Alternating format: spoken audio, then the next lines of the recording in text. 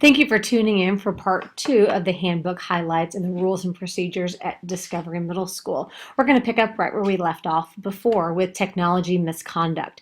We define technology misconduct as attempting, regardless of success, to gain unauthorized access to a technology system or information, copying district files without authorization, interfering with the ability of others to utilize district technology, securing a higher level of privilege without authorization, introducing computer viruses, hacking tools, or other destructive programs onto or using district technology, evading or disabling a filter or blocking system, using audio or visual recording equipment outside of the educational process. In the event that there is technology misconduct, the consequences will be dependent on what the actual offense is.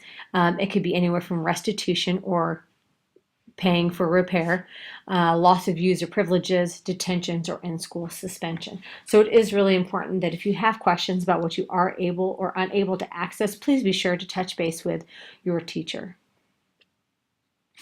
Fines and charges. Throughout the school year, you will be issued classroom materials, you may be issued textbooks, you'll have your computer, you'll have the opportunity to check out materials from the LMC. It is your responsibility to make sure that you have returned all of those items to the appropriate location at the end of the school year. You are responsible for any fines or fees that may have accumulated throughout the year.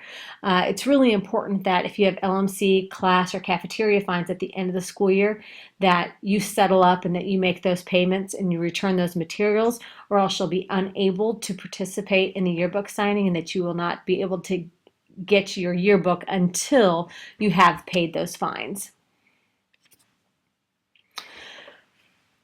We have a program at Discovery called Flight, and Flight is a program that recognizes students for having good grades and good behavior throughout the school year. So Flight is an incentive program that creates a positive, inclusive culture that promotes school pride, celebrates academic achievements of students, and provides a sense of identity within the school. Throughout the school year, if you qualify for a level of Flight, then you'll be able to participate in many different events, whether that be getting out of class a couple minutes early, having the opportunity to eat outside, getting snacks throughout the year. So it is really exciting if you are able to participate in that. So in order to qualify for Flight, we have 3 different levels. We have gold level, which is a GPA of 3.8 to 4.0.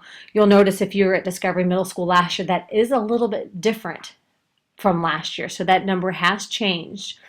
Silver level is a 3.5 to a 3.79, and bronze is 3.0 to a 3.49. As we go throughout the school year, for those of you who are unfamiliar with GPAs, we'll make sure to show you how we can calculate that number and what those numbers actually mean.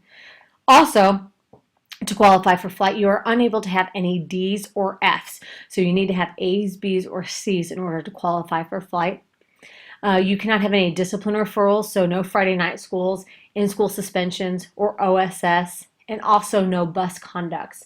The bus is an extension of school, therefore all of the rules that apply in school also apply on the bus. So if you get in trouble on the bus, you will not be able to qualify for Flight.